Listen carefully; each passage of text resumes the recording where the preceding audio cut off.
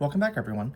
So in this video, we're going to talk about exponential and logarithmic functions, but more specifically, we're going to do it in context and modeling. So this is going to be more AP style-esque questions that you could expect to see.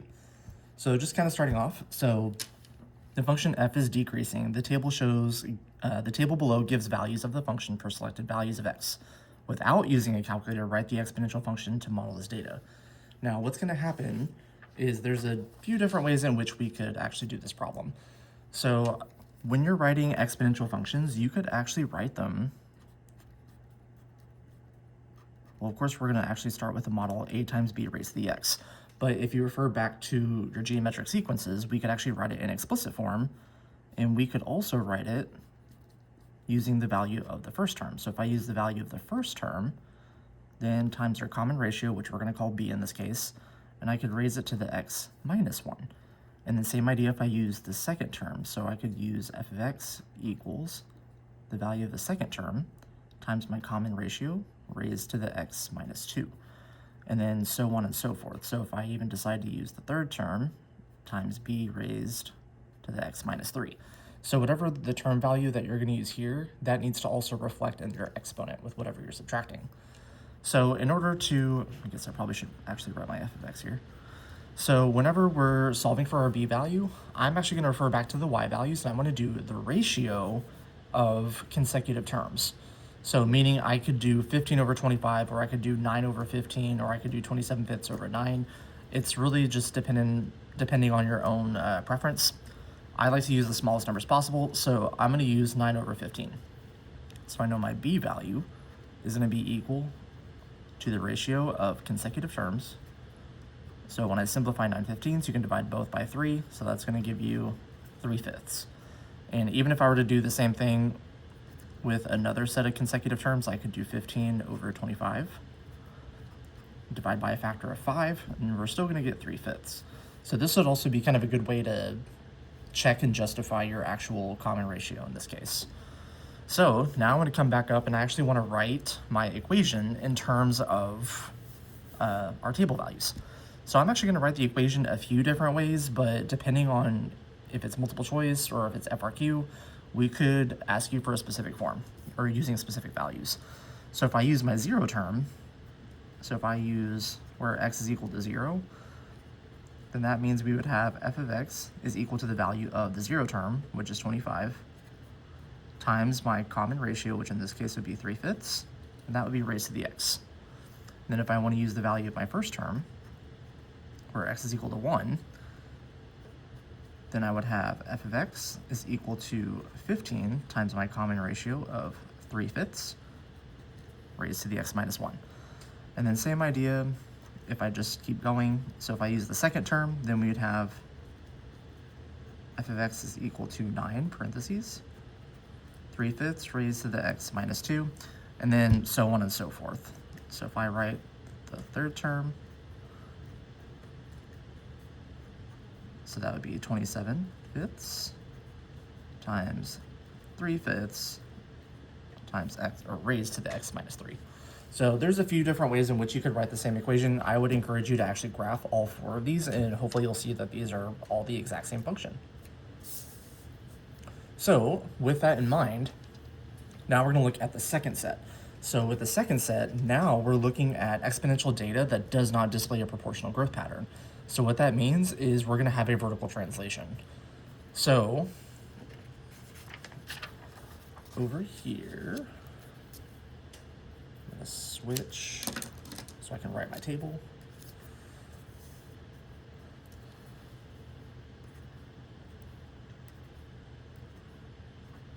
Make sure I can actually copy my table correctly.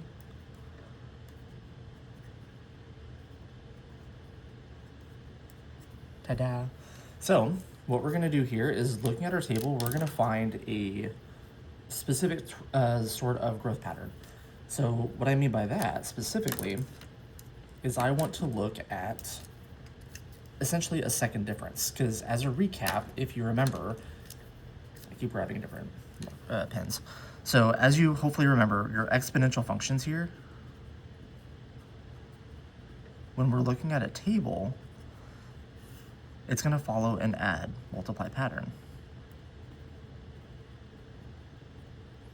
But what's going to happen is when we're looking at tables and we have a vertical translation, your multiply is actually going to happen in the second difference. So meaning, when we talk about quadratic equations in a table, we have an add second difference where that second difference is an additive change. But when we're looking at exponential functions and we're looking at the second difference, instead of having an additive change, we're going to have a multiplicative change.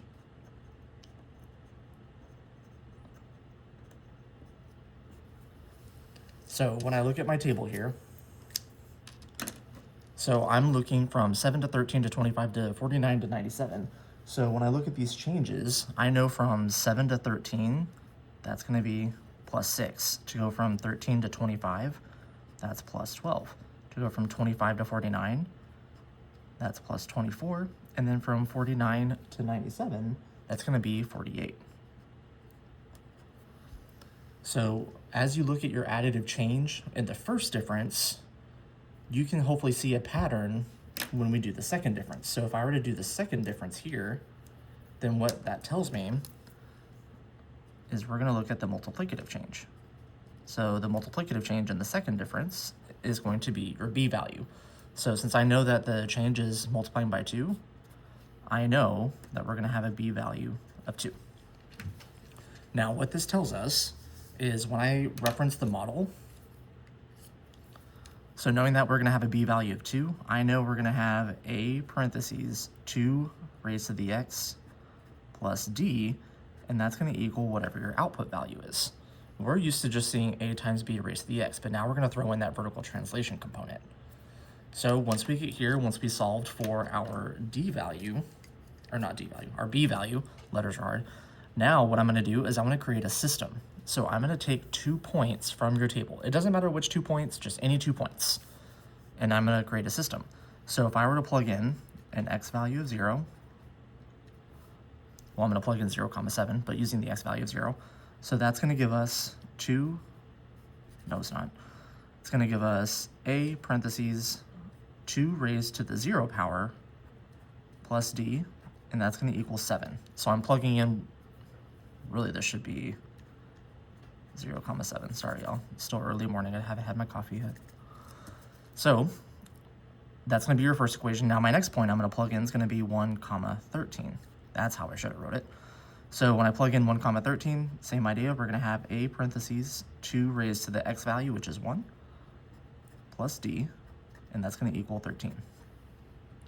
So now that I have my system set up here, I'm going to clean it up, and then I'm going to do, then I'm actually going to solve. So anything raised to a 0 power is just going to give me 1. So a times 1 is just going to give me a plus d equals 7. And then for my second equation, I have a times 2 to the first, which is going to give me 2a. And then plus d, and that's going to equal 13. So now that I have my system set up here, you can do whatever process you prefer, whether you prefer substitution, whether you prefer elimination, it does not matter which one you choose. I will say it is set up perfectly already to go ahead and just do elimination.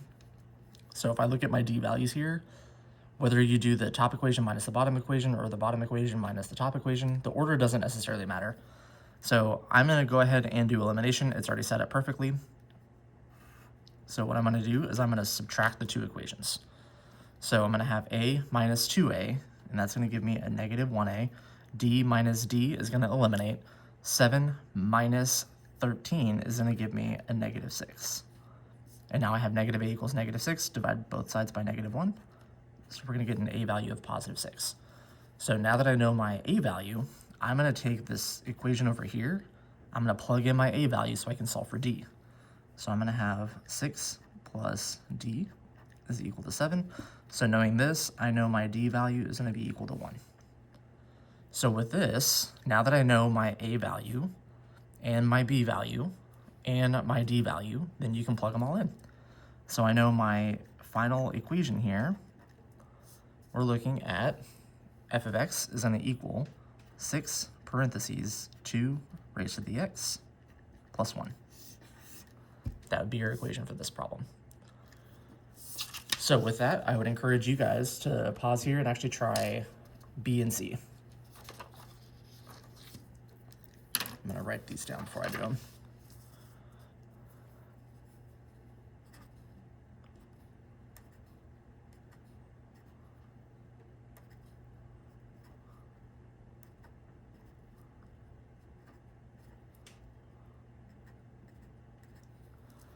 All right, so looking at part B here. So when I look at my change, so my first change here is going to be plus 8. And then my second change here is going to be plus 24. Then my next change is going to be 72. And my last change over here is going to be plus 216. Hopefully I did my mental math right. So over here, then I'm looking at my multiplicative change using the second difference. So to go from 8 to 24 to 72 to 216, well, that's multiplying by 3. So since I'm multiplying by 3, what this tells me is that my b value is equal to 3. Okay, now I want to pull 2 coordinates from my table and set up a system. Now remember, it doesn't have to be the first 2, but I like to choose the points that are the closest to the origin personally. I will say there may be times where we don't give you a 0 coordinate, so I would actually encourage you to try to solve it using 1,10 and 2,34. So let's try it out that way, just to give ourselves a little bit more of a challenge, just in case. So if I use the point 1,10, so that's going to give me, so a parentheses 3 raised to the first plus d is going to equal 10. Then if I use the second coordinate, so 2,34, so a times 3 raised to the second power, that's a 2, plus d is going to equal 34. So I'm going to clean this up a little bit. So my first equation here is going to be 3a plus d equals 10. And then we're going to have a times 3 squared, which is going to give us 9 times a plus d, and that's going to equal 34. Okay, so now I'm perfectly set up to do elimination. So 3a minus 9a is going to give me negative 6a. D minus d is going to eliminate, and then 10 minus 34 is going to give me negative 24. So when you divide both sides, you're going to get an a value of positive 4. So even if I don't use the coordinate that has 0, that's perfectly fine. You're still going to get the same thing. So I have my a value and my b value. I still need my d value. So I'm going to take this top equation over here. So we have 3a plus d is going to equal 10. So when I plug in my a value, so 3 times a, which is 3 times 4, which is going to give me 12, plus d equals 10. So move over your 12, so we're going to get a d value of negative 2. So when I plug in for my final points, so we're going to have f of x is equal to 4 parentheses 3 raised to the x minus 2. So that would be your second problem. And then for the third one, I'm not going to do this one, but for part C, I would definitely recommend you try this one on your own. But you should get f of x is 64 parentheses 1/2 raised to the x minus 1. So I would definitely recommend you make sure you can go do that one. Okay, so now we're going to look at number 3. So this is where you're going to need your calculator. So looking at number 3 here. Where's my paper? There it is. So looking at number 3 here, so from 0 to 30 minutes, the number of fans inside a large sports stadium can be modeled by the exponential function f of t equals a times b raised to the t, where f represents the number of fans inside the stadium t minutes after the doors open. There's 47 people in the stadium 2 minutes after the doors open, and there are 2,602 fans inside the stadium 20 minutes after the doors open. So part A, so you're going to use the given data to write 2 equations that can be used to find the values of constants a and b in the expression f of t. Now, number 3 here, this is kind of it's an AP style question as to what you could expect, but it doesn't have like all the different parts that they're going to ask you. So I will say in the question, this is going to represent FRQ number 2 on the AP test. So they're going to tell you some scenario, and they're going to tell you the model, and then they're going to give you information to, so that you can create 2 data points. So when I do these problems, so the first thing I always start with is the model. So we're going to have f of t is equal to a times b raised to the t. And then the next thing is you're going to look for your 2 data points. So there's 47 people in the stadium 2 minutes after the doors open. So for your first equation, after 2 minutes, there's 47 people. And then after 20 minutes, there's 2,602 people. So knowing this information, I want to turn these 2 points into equations. And we're going to do similar to what we just did. So when I plug in, so we're going to have a times b squared is equal to 47. And then we're going to plug in over here, a times b raised to the 20th power is going to equal 2,602. Now what's going to happen is I want to set up essentially a system to do a substitution. I want to deconstruct my equation on the right side so that I can substitute in the equation on the left side. So what I'm going to start with, or rather, hold on, let me press pause on that. This right here, this is your answer to part A. I'm getting a little ahead of myself. So we just need to write the 2 equations. Part B, that's what I was moving on to, is then we're going to find the values A and B as decimal approximations. Now notice that they're saying decimal approximations. Even if you give the correct answer, but in terms of a fraction, you would not get the point. You have to make sure you're answering the question how they want it. So now we're going to move on to part B.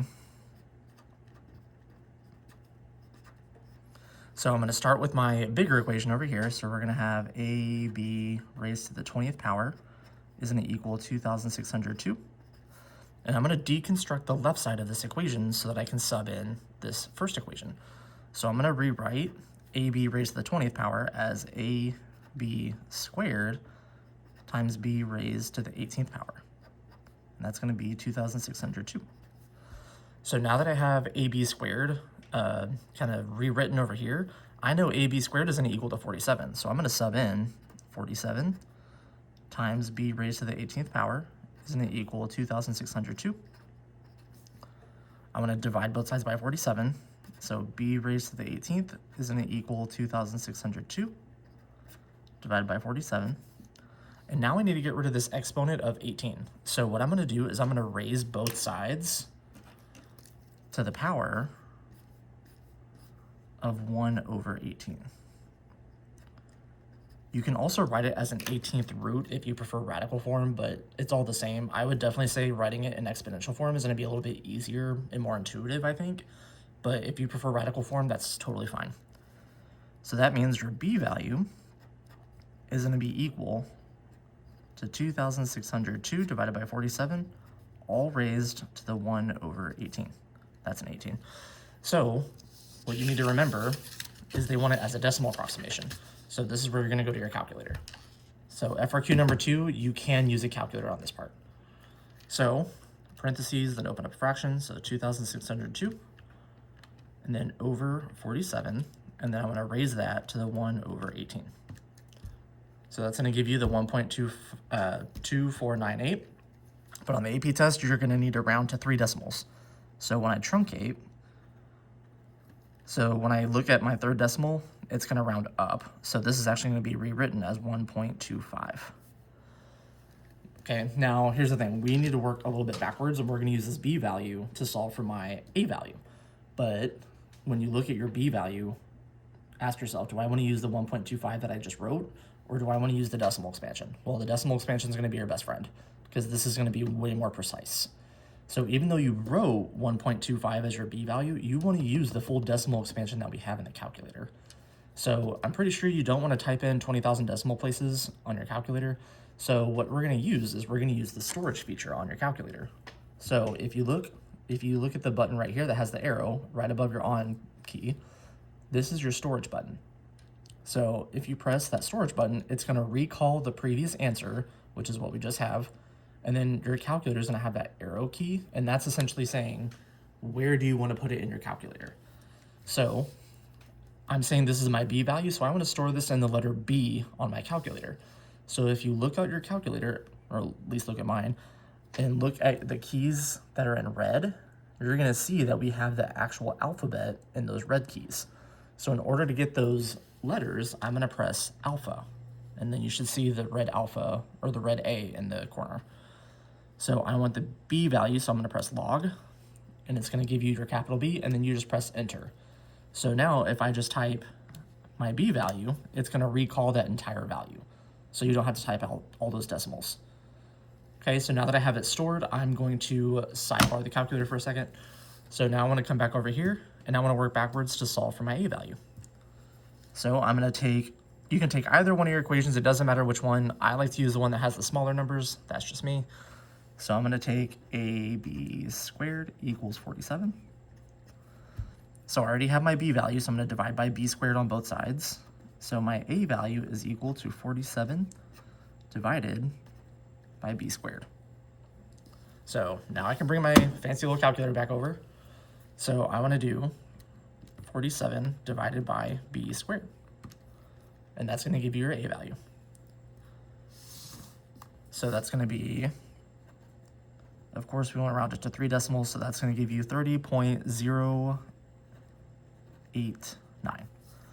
So your A and your B value down here, these are going to be your answers to part B. And of course, like on a future problem, we're going to actually take these even further. But right now, that's all we're going to do on that one. All right, so now jumping towards the back, this is where we're going to get to kind of the nitty gritty. So it's the same idea as the AP style questions, but we kind of take it down to its bare bones. So we just don't put it with the scenario, but we're still going to give you data points.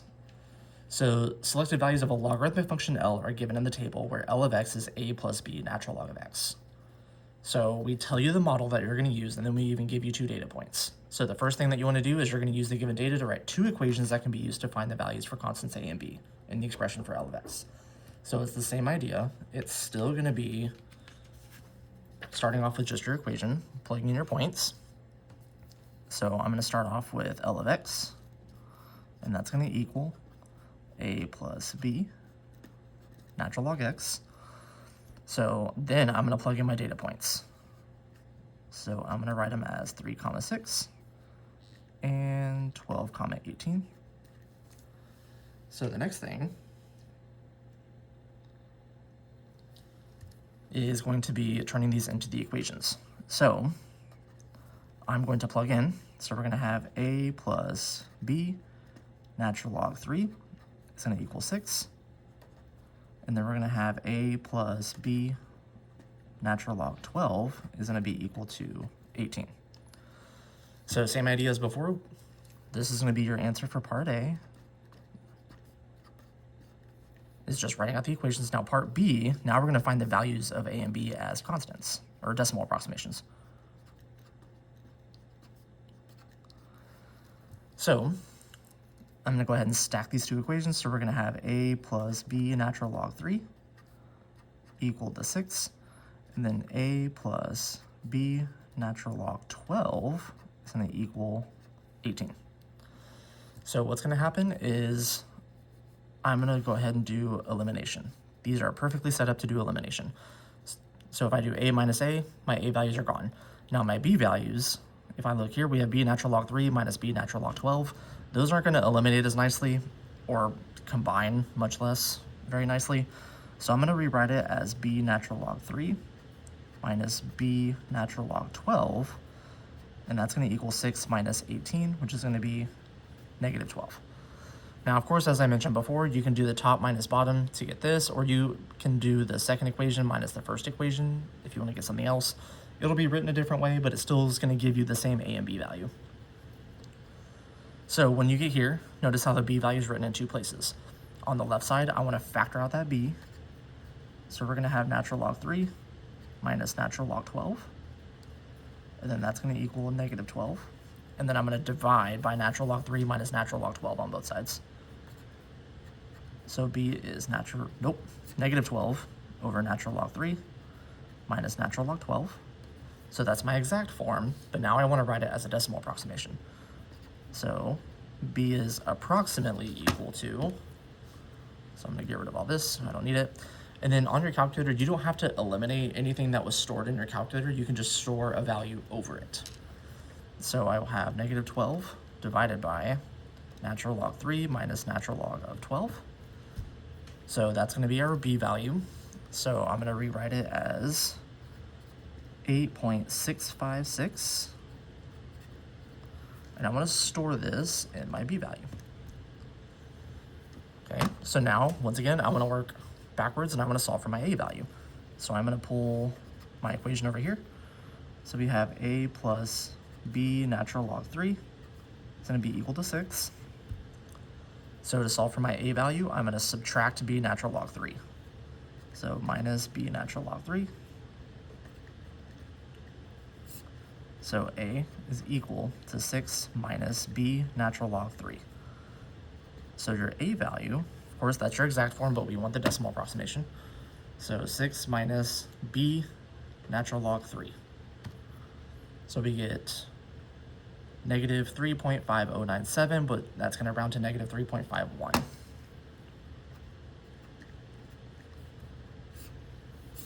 So that would be your answer to part B.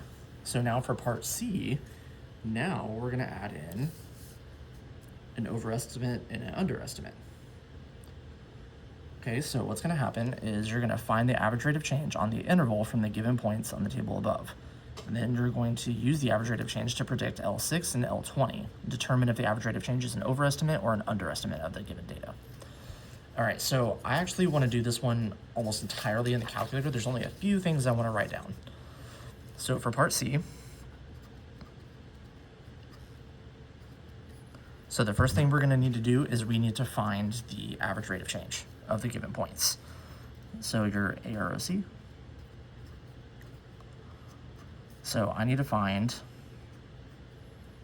L of 12 minus L of 3, and that's going to be over 12 minus 3. So I'm going to plug in. So the output at 12 is going to give me 18. So 18 minus the output at 3, which is 6, over 12 minus 3, which is 9. So this is going to give us 12 over 9, which is going to simplify by a factor of 3 and give us 4/3.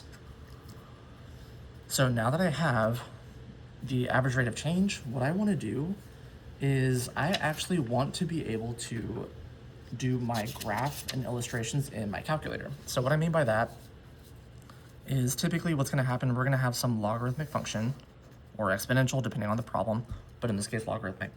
So here's a rough sketch of a logarithmic graph, and then I want to do my linear equation to represent my average rate of change. So I want to be able to see this type of illustration to scale in my calculator. So what I'm going to do next is now I need to come up with the equation. So I'm given 2 points and I'm given a slope. So if I have a point and a slope, I actually want to reference point slope form. So I'm going to do y minus y1 equals m times x minus x1. And it doesn't matter which point I plug in. So I'm going to do a 3, 6. So y minus 6 is equal to my average rate of change, which is 4/3. And then x minus 3. So now I want to turn this equation, my point slope form, into a y equals equation. You don't have to distribute the slope. Don't make more work for yourself. So I'm just going to add over the 6. So 4/3 parentheses x minus 3 plus 6. So this is going to be my average rate of change equation. So the first equation I'm going to plug in on my calculator is going to be y1, and that's going to be your model a plus b natural log of x. And that's with your a and your b value already stored in. And then in y2 on your calculator, then we're going to type in the average rate of change equation. So I want 4/3 x minus 3 plus 6. And then in order to do your underestimate and overestimate, we also need to plug in x values of 6 and 20. So in the third value, I want to type in x equals 6, and then the fourth, I want to type in an x value of 20. So really, on this problem, this up here, the average rate of change and the average rate of change equation should be the only math that you really need to work out on this problem. The rest of it is just going to be right in your calculator. So over here, so I did find the a value. I still need to store that. So I'm going to store this in my a value. because I have my A and my B, I want to use this equation with these values stored for my y1. So on my calculator, I'm going to go to menu, then go to graph, and then I want to type in A plus B natural log of x, and then I want to type in 4/3 parentheses x minus 3, then plus 6 for my second equation, and then I want to type in some x equals equations. Now to do this on your calculator, you need to go to where it says type. So type on the calculator is going to refer to what type of equation do you want to type in. So I'm going to press F3, and then we have y equals, we have r equals, which is polar, parametric, and then we have x equals. So I want an x equals equation, so I'm going to press F4. So now we have an x3. So the third entry, which is an x equals, I'm going to type in 6, and then an x4, which I'm going to type in 20. So I'm going to draw, and we're on default settings for your window, so you probably can't see a lot, but you can see some. So I'm going to adjust the window manually, so I'm going to press F3. Actually, let's go back. Let's just zoom out first so we can get an idea. Okay, so everything is happening over here in the first quadrant, so I don't need second, third, or fourth quadrant at all. So for my x min, I'm going to say 0. For x max, we have a value of 20 over here, so I think 25 is a good kind of place to go. We don't need any y min, we only need quadrant 1, and then y max, this might be kind of a trial and error. Let's say 30 for now. Let's see if that works. Oh wow, that actually worked out perfectly. Well, I got it on the first try. Well, that doesn't happen very often. So this is what we want to see. So I'm looking specifically at my blue equation, which is my model, the red equation, which is the average rate of change, and then the green and the purple line are where we're looking at. So if I look at my green line here at an x value of 6, I can see that the model is higher than the average rate of change. And we're looking in regards to the average rate of change. So because the average rate of change is below the model, the average rate of change is going to give an underestimate. Then if you look at 20, the average rate of change value is higher than the model, so the average rate of change in this case is going to give an overestimate. So how you're going to word this, so at x equals 6, the average rate of change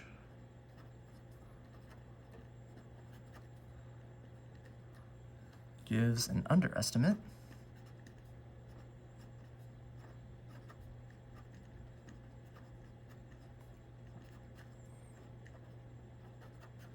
because the average rate of change value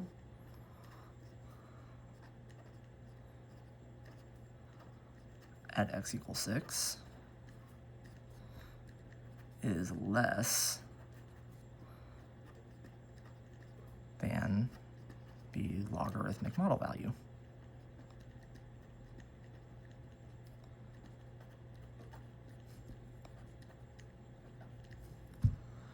Okay, and then we're going to do kind of the same sentence structure for a value at 20. But instead of saying, so at x equals 20, I'm actually going to, so the average rate of change gives an overestimate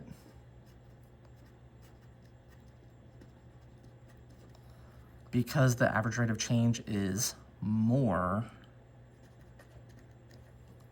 than the logarithmic model value. So same idea, same sentence structure, we're just gonna alter these two parts. And then of course adjust the x value. So rest of this is the same idea, it just gives you various models. So we already did the logarithmic model that we just did. The 7 gives another logarithmic model, and then part C gives an exponential model, but I'm not going to do that one just because the word problem that we did over here also gives an exponential model. So the last thing I want to end on is just be careful with the types of equations that we give you. So like if we give you an exponential growth, the average rate of change equation could look something like this. So in between these 2 points, the average rate of change would give an overestimate, but I could also give you an exponential decay with an average rate of change, where now here, the average rate of change would give an overestimate in between this interval. So we're probably gonna give you a point that's gonna be within the interval, and then we're gonna give you a point that's outside the interval, so we're ideally going to give you one value that's an overestimate, one value that's an underestimate. Now the same idea could also happen with logarithmic curves. So if I give you this logarithmic curve and then we give you the average rate of change here. So within the interval of the points, the average rate of change would be below. Whereas if we give you a negative logarithmic curve, or a reflection over the x-axis rather, then the average rate of change now would give you the overestimate in that interval. Then outside would be an over. So just keep in mind the reflections and transformations of these functions are really going to change the shape of your graph. So that's definitely going to be something to keep in mind. So make good choices.